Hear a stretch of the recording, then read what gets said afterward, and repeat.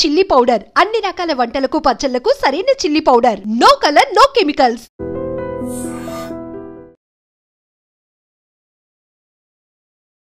నమస్కారం, welcome to I dream. Dharma Margam with Vijitha కార్యక్రమానికి స్వాగతం.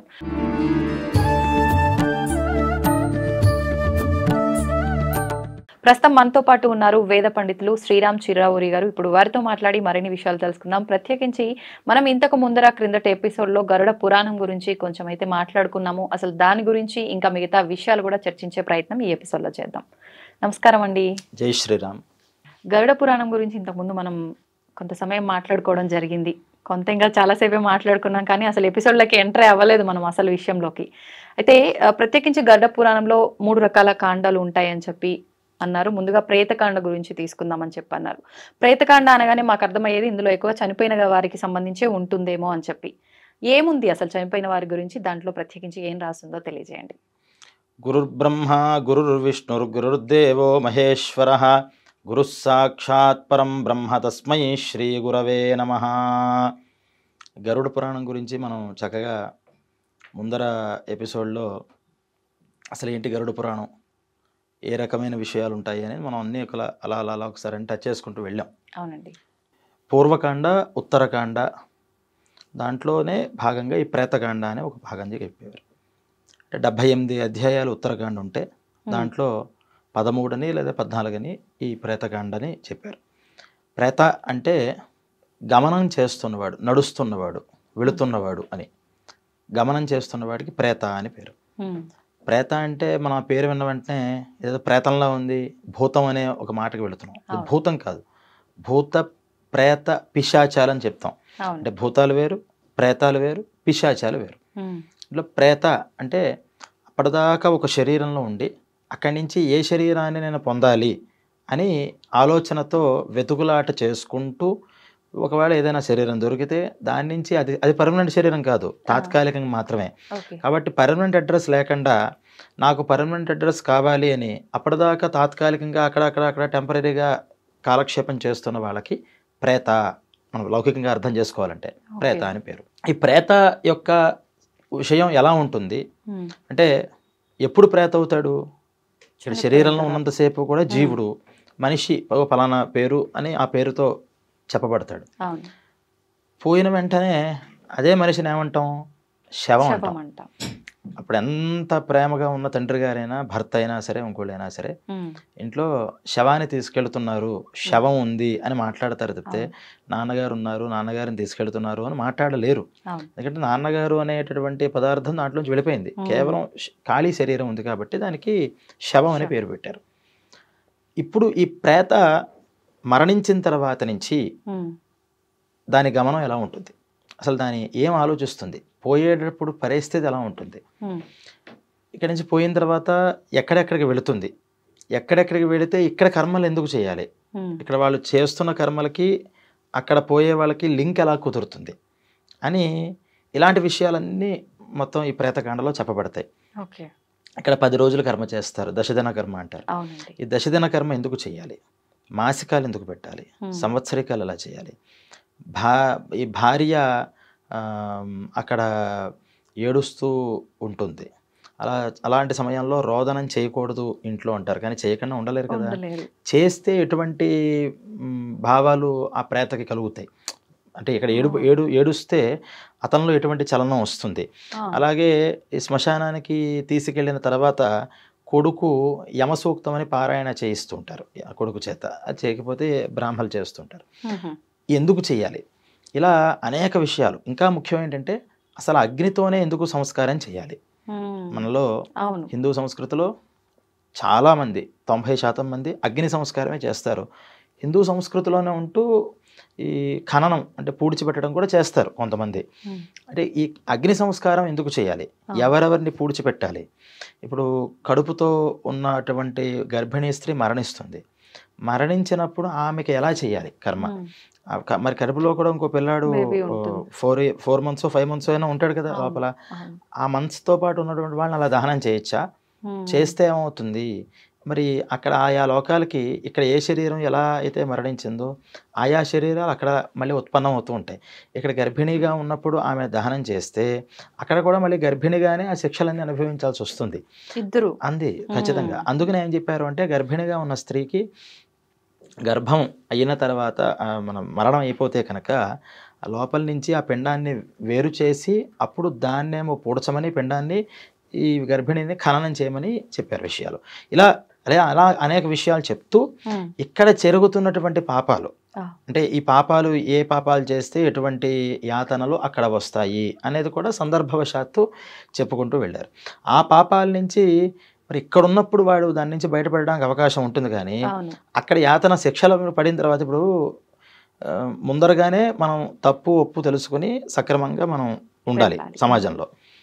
మనకెవరు టీచ్ చేయలేదు, టీచ్ చేసినా మనం నేర్చుకోలేదు, తప్పు చేసాం, మనకి శిక్ష పడింది, జైల్లోకి మనల్ని పెట్టారు, కోర్టులో మనకు శిక్ష వేశారు. ఇప్పుడు నేను అక్కడ శిక్ష అనుభవిస్తూ నేనేం చేయగలుగుతా? ఆ తప్పిదాన్ని మళ్ళీ చేయలేము. సత్ప్రవర్తనని మాత్రమే పెట్టుకోగలుగుతాం. సత్ప్రవర్తన కనుక ఉందంటే కనుక కొంత సడలింపు చేస్తారు. మరి ఈ నరకలోకాల్లో ఈ పాపాల నుంచి వాడు ఎస్కేప్ ఎలా అవుతాడు? సత్ప్రవర్తన అనేది కూడా లేదు అక్కడ. ఇక్కడ ప్రవర్తనలాగా అక్కడ ప్రవర్తనలు ఉండవు. కేవలం శిక్షలు అనుభవించడానికే ఆ శరీరం, శిక్షలు అనుభవించడానికే ఆ లోకాలు. మరి అప్పుడు ఈ పిల్లలు చేస్తే కర్మల వల్ల వాళ్ళకి సత్ప్రవర్తన వల్ల ఎలాగైతే శిక్షలు సడలింపోతాయో ఇక్కడ ఆ సంతానం చేసేటటువంటి కర్మలు, దానాలు, ధర్మాలు వల్ల వాళ్ళకి ఎక్కడ ఉపశమనం లభిస్తుంది అనేటటువంటి విషయాలన్నీ చెప్పుకుంటూ వెళ్ళింది ఈ ప్రేతకాండ. ఈ ప్రేతకాండలో అసలు ఎలా ప్రారంభమైంది అనేది మనం గరుడ పురాణాలు చూస్తే ప్రేతకాండ విష్ణుమూర్తి యొక్క వాహనం ఏంటి? గరుత్మంతుడు. ఆయనకి ఒకసారి అనిపించిందిట, అస్తమానం ఇంక ఇక్కడే విష్ణుమూర్తి దగ్గరే సేవలు చేస్తున్నాం, చాలా మనకి విష్ణు సాన్నిధ్యం మించింది ఇంకోటి ఏం లేదు. కానీ ఆయన ఏమిటి మరి పక్షి ఒక దగ్గర కూర్చోదు కదా, అది అలా విహంగ వీక్షణం అంటారు దాన్నే. అలా వెళుతూ అన్ని చూస్తూ చూస్తూ చూస్తూ వీక్షణం చేయాలనే సహజ సిద్ధమైనటువంటి ఆ కోరికని ఒకసారి స్వామివారి దగ్గర చెప్పిందిట. నేను మామూలు పక్షిని కాదు కదా, నేను నీ వాహనాన్ని గరుత్మంతుడిని, వైనతేయుడిని, కాబట్టి నేను 14 భువనాలు ఒకసారి చూసి వద్దాం అనుకుంటున్నాను అంటే తప్పకుండా వెళ్ళి దానికి ఏముంది అన్ని చూసిరా అన్నట్టు ఆయన స్వామివారు. మొత్తం అన్నీ చూసింది, అన్ని లోకాలు తిరిగింది. చివరిగా స్వర్గలోకము, అలాగే భూలోకము, పాతాళలోకం, ఈ లోకాలను చివరిలో చూసుకుని వచ్చింది.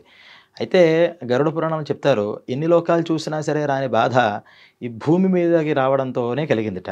అంటే ఏ లోకంలోనూ మనంత కష్టపడుతున్న వాళ్ళు ఎవరు లేరు. అయితే సుఖపడతారు లేదా కేవలం కష్టపడతారు. కానీ ఈ కష్టం ఎటువంటిదంటే నరకలోకంలో ఉన్నటువంటి కష్టం కన్నా భూలోకంలో ఉన్న కష్టం చాలా ప్రమాదం. ఎందుకంటే నీకు 10 days ఫుడ్ ఉండదు అని పెట్టేసి 10 days ఫుడ్ ఉండదు అని ఫిక్స్ అయిపోతే మైండ్కి మన కర్మ అంతే, 10 days ఫుడ్ ఉండదు అని మనం మెంటల్గా ఫిక్స్ అయిపోతాం. కానీ ఈరోజు నీకు చాలా డెలిషియస్ ఫుడ్ పెట్టానని చెప్పి మళ్ళీ మర్నాడు ఇలా పెడతారేమో అని మనం ఎక్స్పెక్ట్ చేస్తున్నప్పుడు అవతలకు పోన్నాం అనుకోండి, దాన్ని వెంటనే మనం తీసుకోవడం చాలా కష్టమైపోతుంది. భూలోకంలో ఉన్న కష్టాలు అనేది ఇలాగే ఉంటాయి. ఒక మంచి జరుగుతుంది, మన ఇంత మంచి జరిగింది, ఇంతమంది నన్ను పొగిడారు అనుకునే లోపలే మళ్ళీ 10 మంది మళ్ళీ అదే పొగిడిన వాళ్ళు మళ్ళీ విమర్శిస్తూ ఉంటారు. ఈ కష్టాలు చూసి ఆయన కూడా చాలా బాధపడ్డట్టు, ఇన్ని కష్టాలు ఉన్నాయండి భూలోకం వాసులకి అని. వెంటనే నేను ఇక్కడ ఉండలేను, ఫస్ట్ ఒకసారి విష్ణుమూర్తిని దర్శనం చేసుకుంటే కానీ నా మనస్సు శాంతించదు అని బయలుదేరి వెళ్ళాడు.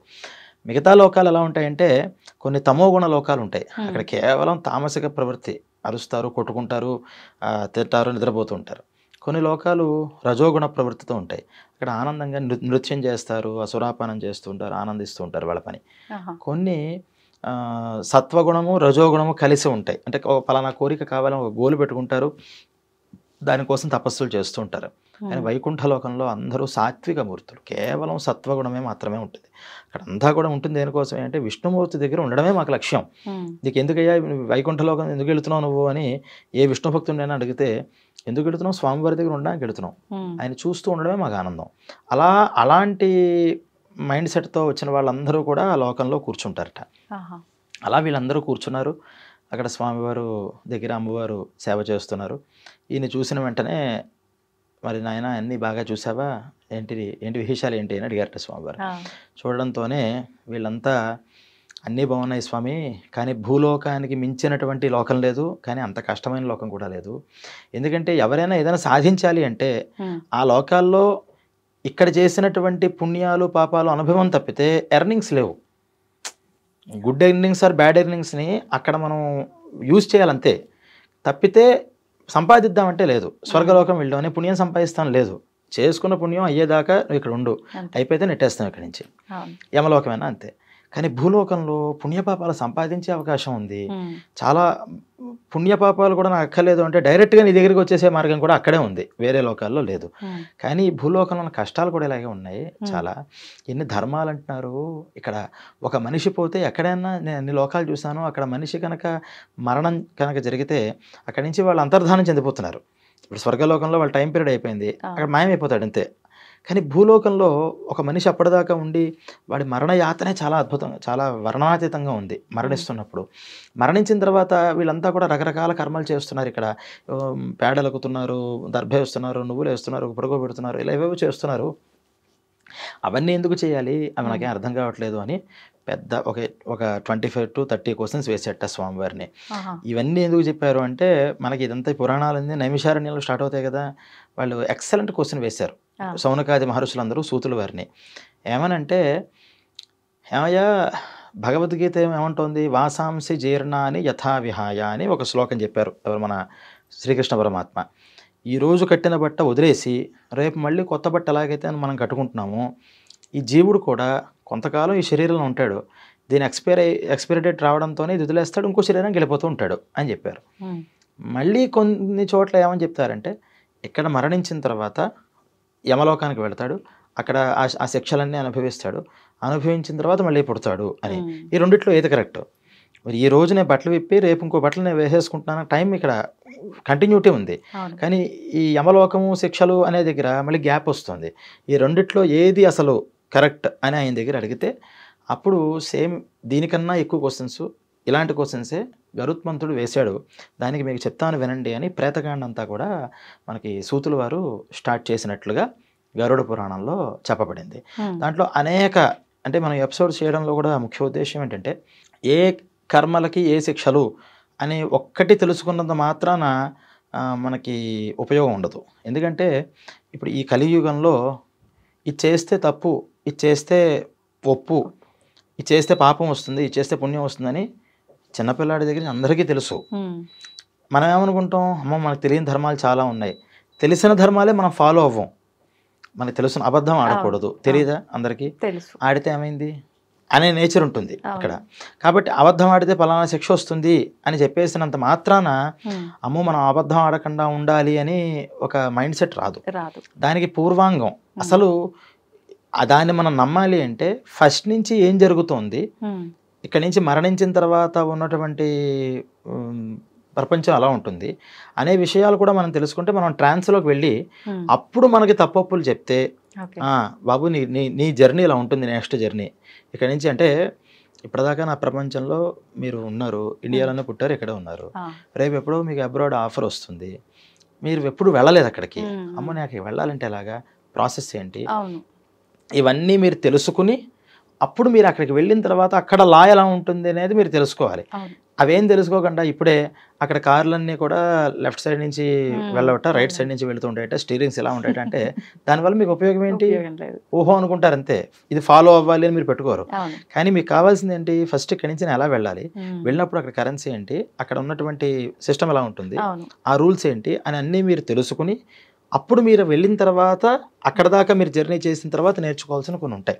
అలా ఫస్ట్ బేసిక్గా ఇవన్నీ మనం తెలుసుకోవాలి. ఏది ఇక్కడి నుంచి మన నెక్స్ట్ జర్నీ ఎలా ఉంటుంది, ఆ జర్నీలో మనం ఏం జరుగుతోంది, ఆ జరగడానికి లాజికల్గా మనం ఇప్పుడు దాని అనుభవంలోకి తెచ్చుకుంటున్నామా లేదా. అంటే ఇవన్నీ శాస్త్రాలన్నీ తప్పు కాదు, కానీ నమ్మే వాళ్ళకి తప్పు కాదు అని నమ్మకంతో చేస్తారు. నమ్మని వాళ్ళ పరిస్థితి, అందుకనే ఈ రోజుల్లో ఏమంటారు, నమ్మితే ఉన్నాడు దేవుడు, నమ్మకపోతే లేడు. నమ్మినా నమ్మకపోయినా దేవుడు అనేవాడు ఉన్నాడు, మన నమ్మకం డిపెండ్ అయ్యే లేదు. అది మనం నమ్మితే మనం సక్రమంగా ఉంటాం, నమ్మకపోతే అలాగే ఉండిపోతాం. ఎందుకని ఇప్పుడు కొంచెం ఏంటంటే ఇప్పుడు ప్రతి ఒక్కళ్ళు లాజికల్గా క్వశ్చనింగ్ చేస్తూ ఉండడం, దానికి అదే విధానంగా వాళ్ళు సమాధానం వినాలి అనడం. ఇప్పుడు అన్నీ మనం ప్రత్యక్షంగా నిరూపణ చేయలేం. ఎందుకంటే ఫర్ ఎగ్జాంపుల్ మరణించేటప్పుడు ఈ గరుడ పురాణంలో చెప్తారు, 1000 తేళ్ళు ఒక్కసారి కుడితే ఎలాంటి నొప్పి వస్తుందో మనిషి పోతున్నప్పుడు అంత నొప్పిని అనుభవిస్తాడు అని. ఎవరైనా ఏ మనిషి అయినా సరే ఆ గ్రంథుల నుంచి ఆ ప్రాణాలని తీస్తారు. ప్రాణాలని 5 రకాల ప్రాణాలని దాంట్లోకి బయటికి తీసేటప్పుడు అప్పటిదాకా చాలా కాలం దీంట్లో పెనవేసుకుని ఉండిపోయింది కదా, శరీరంతో మమకారం ఉంది, మానసికంగా అందరితోనూ రిలేషన్స్ ఉన్నాయి, అన్నీ కట్ చేయాలి. అన్నీ కట్ చేసి ఒక్కసారి లాగేటప్పుడు ఆ నొప్పి ఎలా ఉంటుంది అంటే శరీరం నుంచి బయటికి వస్తున్నప్పుడు 1000 తేళ్లు కుడుతున్నట్టు నొప్పి వస్తుంది అన్నారు. ఇప్పుడు నేను ఎలా ప్రూవ్ చేస్తాను దాన్ని? అది ప్రూవ్ చేయాలి అనుభవించిన వాళ్ళు చెప్పలేరు. వాళ్ళు చెప్తే అనుభవం తేళ్లే కొట్టవండి. బట్ చెప్పలేని పరిస్థితుల్లోనే ఆ నొప్పిని అనుభవించి వెళతాడు. కానీ మరి దీన్ని మరి ఏ రూపంగా మనం చెప్పగలుగుతాము అంటే లాజికల్గా ఆలోచిస్తే అప్పుడు మనం చెప్తారు, అప్పుడు సిచ్యువేషన్ ఎలా ఉంటుందంటే ఈ శ్లేష్మం అంతా కూడా గొంతుల్లోకి అడ్డొచ్చేస్తూ ఉంటుంది, ఈ నవరంధ్రాల దగ్గర కూడా అంతా మసకగా తయారవుతూ ఉంటుంది, కళ్ళు బయర్లు గమ్ముతూ ఉంటాయి. అసలు ఏది ఫస్ట్ ఒక బ్లర్ అయిపోతుంది. బ్లర్ అయిపోయిన తర్వాత బ్లర్ అయ్యే మునుపు ఏంటంటే అన్నీ గుర్తొచ్చేస్తుంటాయి ఫాస్ట్గా. భార్య, పిల్లలు, ఆస్తులు, పాస్తులు, మంచి పేర్లు, ఇవన్నీ అలా రీల్ కింద సరసర తిరిగిపోతుంటాయి. ఎక్కడ ఒక పాయింట్ దగ్గర ఆగుదామన్నా వాడి వల్ల కాదు. అందుకనే చిన్నప్పటి నుంచి నువ్వు ధర్మం చేయి, నామం వండుకుంటూ ఉండు. ఆ సమయంలో నామం గుర్తు రావాలన్నా, భగవంతుడు గుర్తు రావాలన్నా చాలా మనం ప్రయత్నం చేయాలి. అప్పుడు చేయకుండా అప్పటికప్పుడు మనం చివరిలో 60 years వచ్చిన తర్వాత శ్రీరామకోట రాస్తానంటే అవి గుర్తురావు. ఎందుకంటే మనం లైఫ్ స్పాన్లో ఎక్కువసేపు దేనికి పెట్టామనేవి అప్పుడు మనకి తిరుగుతాయి. ఇవన్నీ తిరుగుతున్న సమయంలో ఒక్కసారి అలా బ్లర్ అయిపోయి మనం ఏదైతే బాగా ఎక్కువ మానసికంగా మనం ఆలోచించామో ఆ విషయం మనకు అనిపిస్తూ ఉంటుంది. ఇది చెప్పారు. మనం మామూలుగా కూడా ఇక్కడ నిద్రపోతున్నప్పుడు లేకపోతే ఎప్పుడైనా మనం బాగా సివియర్గా జ్వరం అలాంటి పరిస్థితులు వచ్చినప్పుడు కూడా ఈ గొంతు కనుక మనకి శ్లేష్మం కనుక అడ్డేస్తే ప్రాణం పోయినంత పని ఏంది, అసలు నాకు ఊపిరాడలేదు, ఇంకోడాడలేదు అంటూ ఉంటాం. అంటే అక్కడ వాళ్ళు వర్ణించినటువంటిది అప్పుడప్పుడు ఒక 10% మనకు అనుభవంలో కూడా వస్తూ ఉంటుంది. ఇలా ఎలాగైతే వస్తుందో మనకు బాగా ఇష్టమైనటువంటి ఒక వ్యక్తి మరణించాడు, లేకపోతే దూరం అయ్యాడు, చాలా బాధపడిపోతాడు. చాలా అసలు నాకు ఇంకా ప్రపంచమే అక్కర్లేదు, ఇదే అక్కర్లేదని. ఆ బాధ ఎలా ఉంటుంది అని మనం అడిగామనుకోండి, ఏమని చెప్తాడు? ఎలా ఉంటుందో చెప్పు అంటే చెప్పలేడు. బాధ ఉంది చాలా, నేను చెప్పలేకపోతున్నా, మనస్సు పగిలిపోతుంది అంటాడు, నా బుర్ర బదలైపోతుంది, మనస్సు పగిలిపోతుంది అని ఇలాంటి పదాలు చెప్తాడు తప్పితే నా బాధ ఎగ్జాక్ట్గా ఎలా ఉంటుంది అని చెప్పలేడు. ఆ చెప్పలేనంత బాధ ఎలా ఉంటుందో దాన్ని మనకు అర్థమయ్యేలా చెప్పడం కోసం 1000 తేళ్లు ఒక్కసారి కుడితే ఎలా ఉంటుంది అని చెప్పారు. అది శారీరకంగా వచ్చేటటువంటిది. మానసికంగా దానికి మనం చెప్పలేకపోతుంటే శరీరంతో వచ్చేటటువంటి బాధని ఆ పోయిన వాడు అనిపించేదాన్ని ఎలా చెప్తాం? చెప్పలేం. కానీ ఇప్పుడు ఇవన్నీ వాళ్ళు ఎలా చెప్పారు అంటే వాళ్ళ తపస్సుతో మరి పరకాయ ప్రవేశాలు లాంటివి ఉండేవి. వాళ్ళు దాన్ని అనుభవించి చెప్పారు. అందుకనే వాళ్ళు మహర్షులు అయ్యారు. మనం అనుభవం ఉంటే కానీ మనం చెప్పలేము. మనం అనుభవిస్తే మనం చెప్పలేం. ఇప్పుడు మనం మరణించామనుకోండి మనం చెప్పే పరిస్థితి లేదు. కానీ మహర్షులకి ఏంటంటే ఆ అనుభవించి మళ్ళీ దాన్ని చెప్పగలరు, అనుభవం లేకుండాను దాన్ని చెప్పగలరు. రెండు సిద్ధులు వాళ్ళకు ఉంటాయి. అందుకనే పూర్వం పరకాయ ప్రవేశం అనేటటువంటిది ఉంటుంది. పరకాయ ప్రవేశం అంటే ఇంకోళ్ళ శరీరంలోకి వీళ్ళు వెళ్ళి దాంట్లో కూర్చోవడం.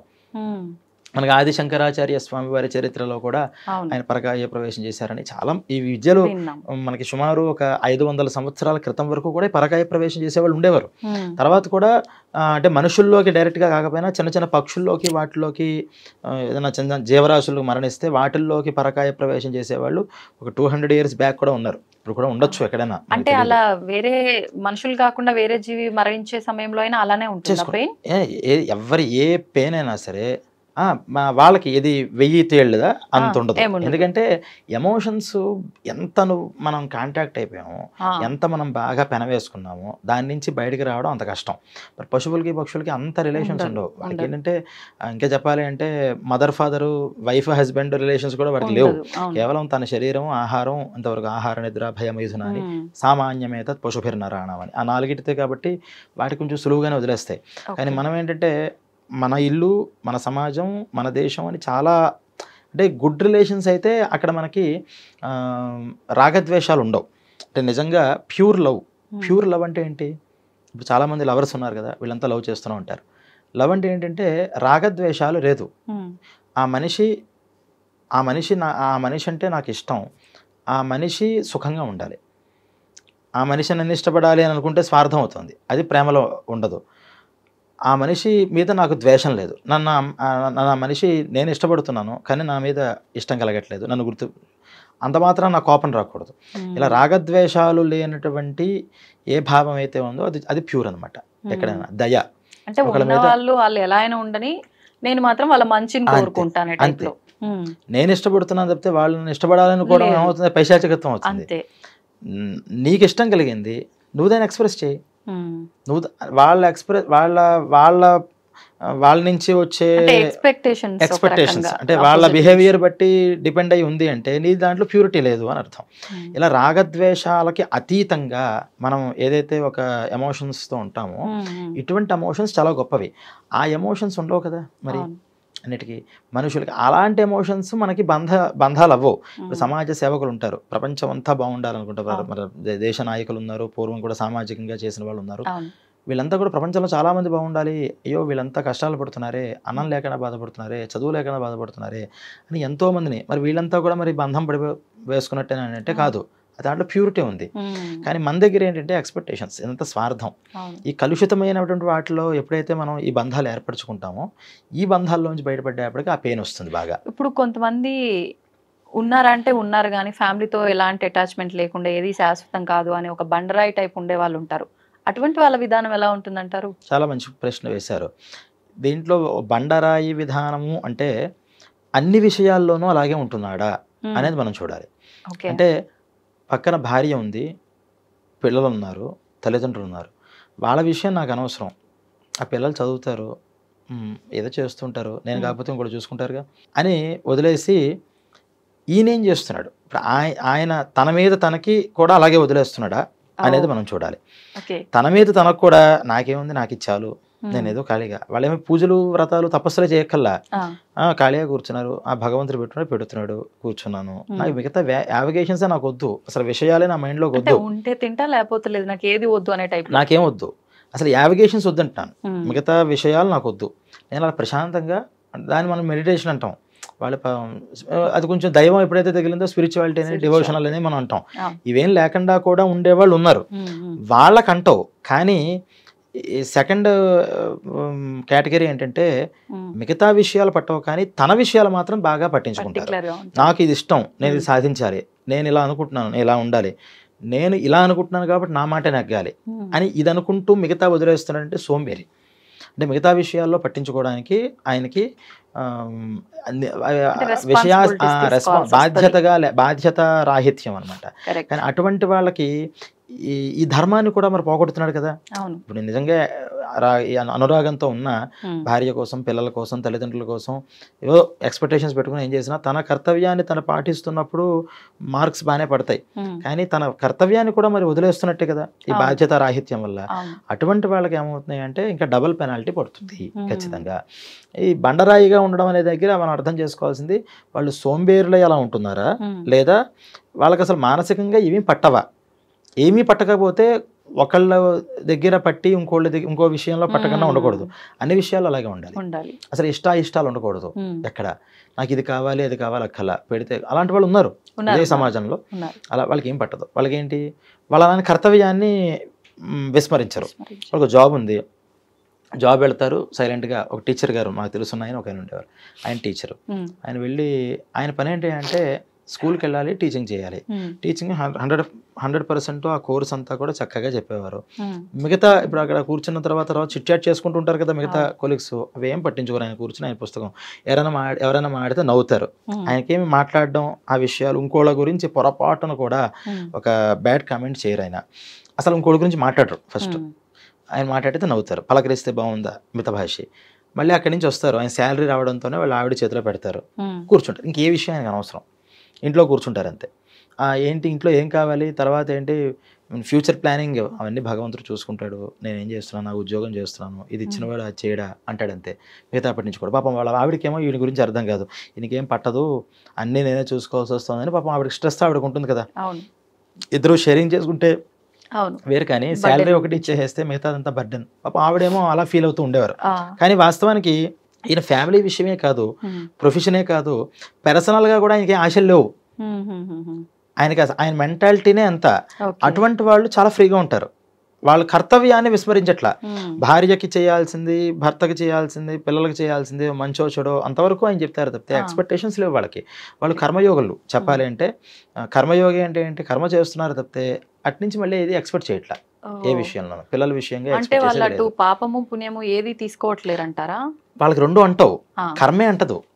అంటే చేతికి ఆయిల్ రాసుకుని ఏదైనా ముట్టుకుంటే మనకి ఎలాగైతే అంటదో, ఈ మైండ్ సెట్తో చేసిన వాళ్ళకి ఏది అంటదు. ఇంకా వాళ్ళు కనుక స్పిరిచువల్గా వెళ్ళారంటే, అంటే నేను డివోషనల్ మతాలక్కల్లా స్పిరిచువల్గా వాళ్ళు ఇంకా ఆత్మవిమర్శ చేసుకుంటూ, స్పిరిచువాలిటీ వేరు, డివోషనల్ వేరు.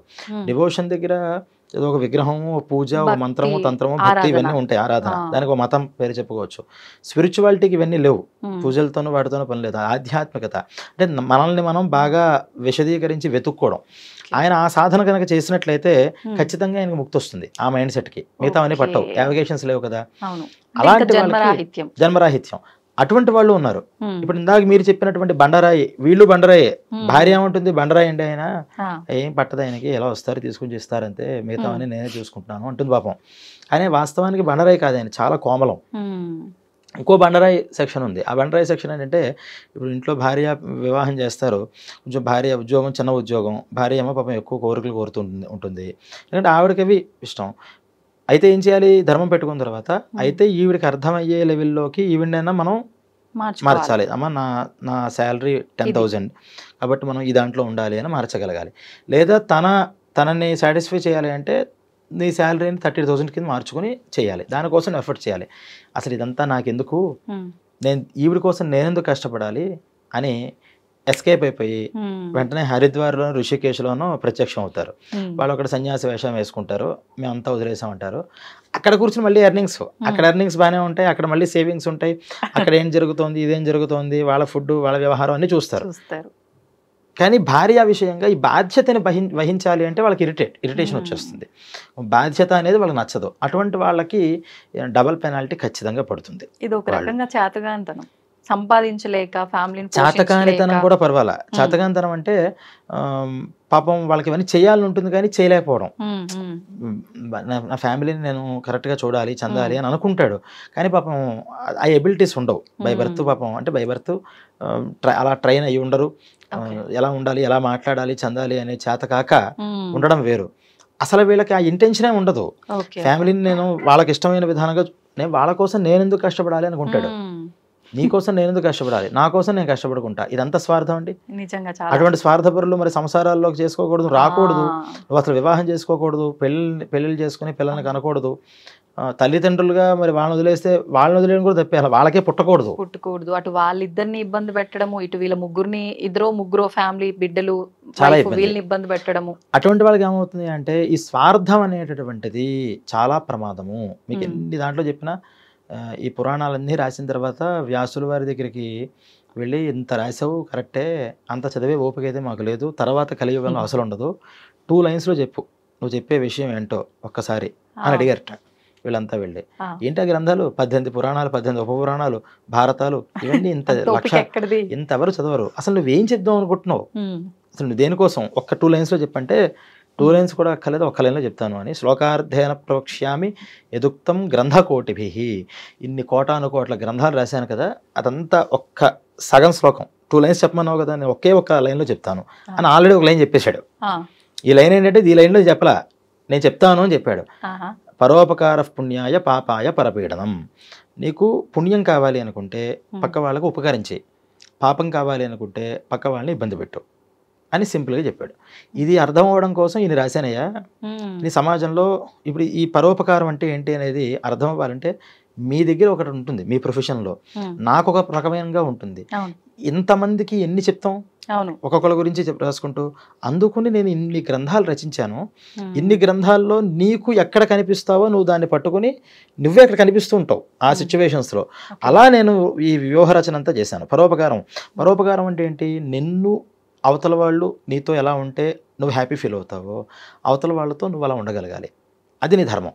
అవతల వాళ్ళు నీతో ఉంటే నువ్వు ఎలాగైతే ఇబ్బంది పడతావో నువ్వు అలా ఇతరుల వాళ్ళతో ఉండకూడదు.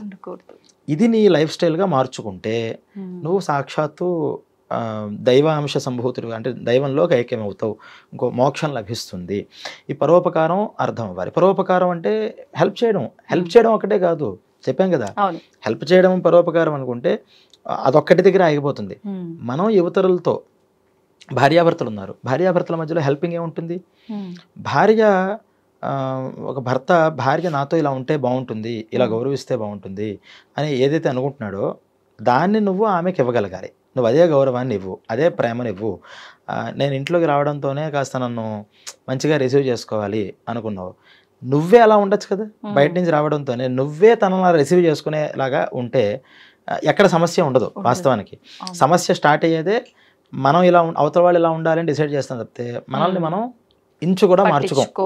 మనం ఎందుకు మారాలి? నేను నీకోసం, నువ్వే మారచ్చుగా. పక్క వాళ్ళని మార్చడంలో 100 ఎఫర్ట్లు పెడతాడు, వీడిని మార్చుకోవడంలో ఇంత ఎఫర్ట్ కూడా పెట్టాడు. అంటే వాళ్ళు ఒకటే ధీమాతో ఉంటారు, నేను కరెక్ట్ గానే ఉన్నా, నువ్వే కరెక్ట్ గా లేవు. అది అహంకారం. దాన్ని పోగొట్టుకోవడం కోసం ఇన్ని రకాలైన గ్రంథాలు రాశాను నీకు, ఇన్ని రకాల. మరి అహంకారం పోవాలంటే ఇన్ని పూజలని, ఇంకోది ప్రతి మీరే పూజనే చూసుకోండి, ఫస్ట్ అహంకారం పోతుంది. అహంకారం పోవడానికే ఉంటాయి మీకు అన్ని పూజల్లోనూ. ఫస్ట్ పూజల్లో మీరు ఏ పూజ ప్రారంభించినా ఫస్ట్ చేతిలో ఒక తాంబూలం పెట్టి నుంచోబెట్టి కొన్ని మంత్రాలు చెప్పి ఆ తాంబూలం ఇచ్చి నమస్కారం చేయమంటారు. నమస్కారం చేయాలంటే మనకు ఎంత అహంకారం పక్కకు పెట్టాలి మనం. అయితే మనం ఎంత తెలియగలవాళ్ళం అంటే ఆ నమస్కారాన్ని కూడా ఒక దాన్ని ఏమంటారు, ఒక ఫార్మాలిటీని మార్చేసాం. కొంచెం అలా పక్కకి రండి దండం పెడతాను అనే రకంగా మనం తీసుకొచ్చేసాం. కానీ నమస్కారం చేయడం అంటే అది మన సాటి మనిషే, మనతో పాటు కనిపించే మనిషే.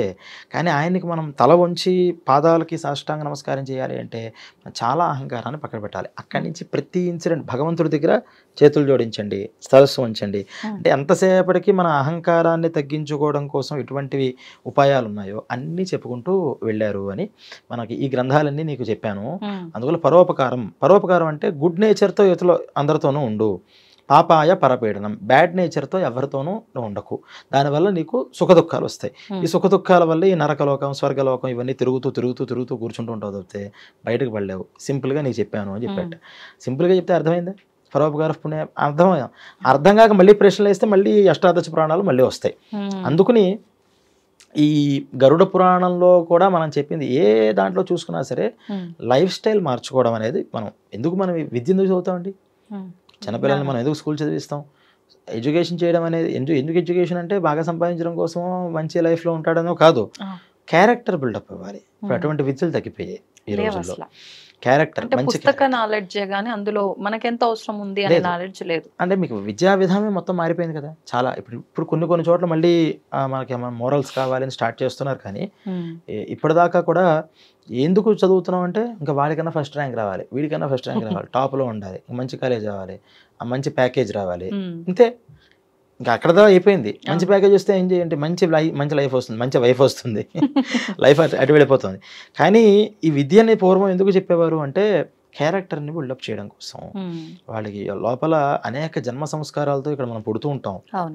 ఆ పుట్టిన వాళ్ళ యొక్క క్యారెక్టర్ బిల్డప్ అవ్వాలి అంటే ఆ విద్యలు తెలియాలి. ఏది వివేకం, ఏది సత్యం, ఏది అసత్యం, ఏది ధర్మం, ఏది అధర్మం అనే విషయాలు వాళ్ళకి తెలియడం కోసం అవి అంటే రూల్స్గా రాసి పెట్టలేదు మనకి. ఇవన్నీ ఇంతే రూల్ అని చెప్పాల. ఒక కథానికని తీసుకొచ్చి ఆ కథని చదువుతూ ఉంటే, ఇప్పుడు రామాయణం అంతా చదివారు అనుకోండి, ఏమర్థమవుతుంది రామాయణం చదివిన తర్వాత? అరే రాముడిలో ఉండాలి మనం, రాముడు చూసావా ఇలా ఉన్నాడు, ఈయనలో ఎన్ని గుడ్ క్వాలిటీస్ ఉన్నాయి, రావణాసురుడిలో కూడా అన్ని గుడ్ క్వాలిటీస్ ఉన్నా సీత అనే విషయం మీద అదొక్క మైనస్ పడడంతో మొత్తం మైనస్ అయిపోయాడు, విలన్ అయిపోయాడు. కాబట్టి పొరపాటున ఎప్పుడు కూడా పరస్త్రీల జోలికి మనం వెళ్ళకూడదు అనేటటువంటిది మనకు అర్థమవుతుంది. అక్కడ చెప్పారు ఆ విషయం.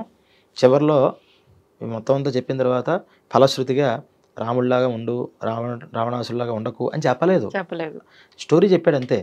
అది ఇలా ఎవరికి అర్థం అవ్వాలో అర్థమవుతుంది. కొంతమందికి ఏమర్థమవుతుంది, ఆ రాముడు అన్ని పనులు ఇలా చేసేసి చివరికి రావణాసురుడిని అలాగా విభీషణుడిని హెల్ప్ చేసుకుని అతను మోసం చేసి అలా చేశాడని వాడికి అర్థమవుతుంది.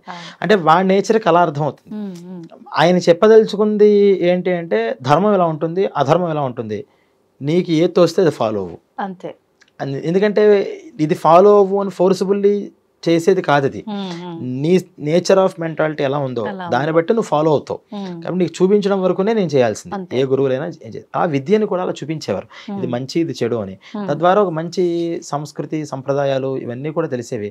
పూర్వం మరి మీ అమ్మగారు వాళ్ళ టైంలో కూడా వాళ్ళు కాలేజీలకి వెళ్ళి చదువుకొని ఉంటారు.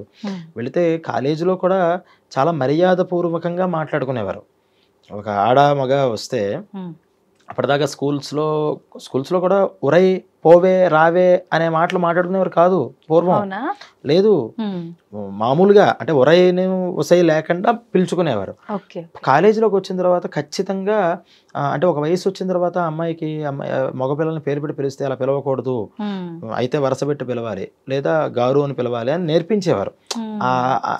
కాలేజీలోకి వెళ్ళిన తర్వాత కూడా ఆటోమేటిక్గా ఫ్రెండ్ అయినా సరే ఒకళ్ళనొకళ్ళు గౌరవ వాచకంతోనే పిలుచుకుంటూ ఉండేవారు. ఒకవేళ ఇంకా ఏదైనా చిన్నప్పటి నుంచి స్నేహితుడు అయిపోతే కనుక అప్పుడు ఒరై ఉసై లేకుండా పిలిచేవారు. ఇప్పుడు ఏమైపోయిందండి, భర్త లేదు, భార్య లేదు, ఎవరు లేదు, అందరూ ఒరై ఉసైలే. అంటే ఒక దీనివల్ల అంటే పిలిస్తే తప్పేంటంటే అది పిలిస్తే తప్పేం ఉండదు, ఎలాగైనా పిలవచ్చు, కానీ దాని ఇంపాక్ట్ అన్ని విషయాల్లోనూ పడుతుంది. అంటే ఒక కేర్లెస్ తనం, ఒక గౌరవం ఇవ్వాలి, మనం పుచ్చుకోవాలి అనే నేచరే మనం పోతున్నాం కదా. గౌరవాలే ఉన్నాయి, ఇలా పిలిస్తే తప్పేంటి, నీకు అంత గౌరవం ఇవ్వాలంటే అహంకారం ఇంకా పెరుగుతోంది తప్పితే తగ్గట్లా. అందుకని మన లైఫ్ స్టైలే మారిపోయింది. ఈ లైఫ్ స్టైల్ మనం ఏ గ్రంథాలు చదివినా, ఏ విద్యలు చదివినా, ఏ పురాణాలు చదివినా, ఇప్పుడు నేను ఎపిసోడ్లు చేసుకున్నా, చివరికి ఏంటి మనకి అంటే దాన్ని బేస్ చేసుకుని మన లైఫ్ స్టైల్ మనం మార్చుకోవడం కోసమే. అందువల్లే ఈ గరుడ పురాణం కూడా మనం చెప్పుకునే దేనికోసం అంటే దీన్ని బట్టి ఇవి వినడం వల్ల వింటే మనం డైరెక్ట్ పాయింట్స్ ఉండవు. చెప్పాను కదా, నేను కూడా అలాగే చెప్తున్నానంటే అదే ప్యాటర్న్ నేను ఫాలో అవుతున్నా. డైరెక్ట్గా ఇది శిక్ష, దీనికి ఇది, ఇలా అయిపోతే మీరు నాశనం అయిపోతారు, అదే అయిపోతారు, ఇదే అయిపోతారంటే ఈ కామెంట్లో పెట్టేవాళ్ళు కూడా రకరకాలుగా పెడతారు. అంటే ఇది ఒక ట్రోలింగ్కి ఇది ఒక కంటెంట్ మనం ఇచ్చినట్టు అవుతుంది. దానివల్ల వాళ్ళకి టైం వేస్ట్, నాకు ఇంకా టైం వేస్ట్. దానికన్నా మనం ఒక సంప్రదాయ పద్ధతిలోకి వాళ్ళని మనం తీసుకుని రాగలిగితే కొంచెం సమయం ఎక్కువైనా వాళ్ళు విని థింకింగ్ ప్రాసెస్ ఎలా చేయాలి, ఆలోచన ధోరణి ఇలా ఆలోచించాలి, మనం ఇలా చేయాలి అని వాళ్ళకి తెలియకుండానే వాళ్ళ మీద ఒక ఇంపాక్ట్ పడుతుందేమో అని ఒక చిన్న ప్రయత్నం. దాంట్లో భాగంగా ఈ గరుడ పురాణాన్ని మనం చెప్పుకుంటున్నాం. దీనివల్ల ఇది విన్ని మనం నేర్చుకోవాల్సింది ఏంటి అంటే కర్మ మీద శ్రద్ధ. మనం చేస్తున్నాం, రిచువల్స్ ఎందుకు చేస్తున్నాం, ఆ చేసేది దాంట్లో మనం ఎందుకు శ్రద్ధగా చేయాలి, ఎందుకు చేయాలో తెలుసుకుని చేయడం వల్ల ఆ శ్రద్ధ అనేది వస్తుంది. ఇప్పుడు అది లేకే కదా, బ్రతుకున్న తల్లిదండ్రులని చూడట్లేదు, పోయిన తర్వాత కూడా వాళ్ళకి అసలు పూర్తిగా లేదు. మళ్ళీ ఇప్పుడు వాళ్ళకి ఏదైనా ప్రతిబంధకాలు అంటే పిల్లలు పుట్టకో, పిల్లలకు పెళ్ళకపోతే మళ్ళీ ఆస్ట్రాలజర్స్ దగ్గరికి వెళితే నీకు పితృశాపం ఉంది అంటే అప్పుడు మళ్ళీ నాసిక పరిగెత్తాలా, గోకర్ణం పరిగెత్తాలా, ఆ పరిహారం చేసుకోవాలా, ఈ పరిహారం, నారాయణ బల్లు అని వాటి వెనకాల తిరుగుతారు. ఉపయోగం ఏంటి? ఉన్న తల్లిదండ్రులను చూసుకోవట్లేదు, పోయిన తల్లిదండ్రులకి నువ్వు చేయాల్సిన కర్మలు చేయట్లేదు, సడన్గా వెళ్ళిపోయి నీ పిల్లలకు, అదంతా మళ్ళీ ఇంకా స్వార్థం కాదు. అంటే తల్లిదండ్రులని ప్రేమతో చేయాలి ఫస్ట్ పాయింట్, ధర్మంతో చేయాలి సెకండ్. అది కూడా కాకుండా నీ పిల్లలు బాగుండడం కోసం అంటే మీరందరూ భూతాలు, మా పిల్లలు నేను చేయకండి, నీకు ఇది పడేస్తున్నాను, ఎంత దారుణం అంటే అంత దారుణమైన క్రిమినల్ మెంటాలిటీలోకి సమాజం వెళ్ళిపోతుంది అనేటటువంటి ఒక ఆవేదనతో మనం దీన్ని చెప్పుకోవడం జరుగుతుంది. అందువల్ల ఇది మనం ఇలా కొనసాగించి తర్వాత ఈ వాళ్ళు వేసిన ప్రశ్నలు, గరుత్మంతుడు వేసిన ప్రశ్నలు కానీ అలాగే సౌనకాది మహర్షులు వేసిన ప్రశ్నలు కానీ అన్నీ కూడా అలా మనకి మొత్తం అంతా కవర్ చేయడానికి మనం ప్రయత్నం చేసుకుందాం. తప్పకుండా అండి. నిజంగా అంటే మనం ఎంత తక్కువలో ఎపిసోడ్ చేయాలన్నా కూడా టాపిక్ అసలు నిజంగా తక్కువ చేయకపోవడమే ఉత్తమమేమో. నిజంగా ఇలా మనం కొంచెం ఎక్కువగా చెప్పుకుంటేనే వివరంగా అర్థమవుతుందేమో అనిపిస్తుంది. నిజంగా చాలా చక్కగా వివరించారు. వింటా ఉంటే ఇంకా నాకు ఇంకా వినాలి, అయ్యో చెప్తే బాగుండి, ఇంకా చెప్తే బాగుండి అనిపిస్తుంది. ధన్యవాదాలండి.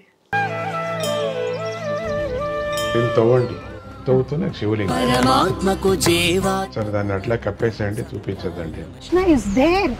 మూర్తి పూజ కాదు, సాక్షాత్ బ్రజేంద్ర నందన భగవాన్ ఉన్నారు మూర్తిలో. ఏమీ ఆశించకుండా ఆరాధించే వాళ్ళు కూడా ఉన్నారా ప్రభుజీ? నిజమైన భక్తి అంటే మనకు తెలియదు కాబట్టి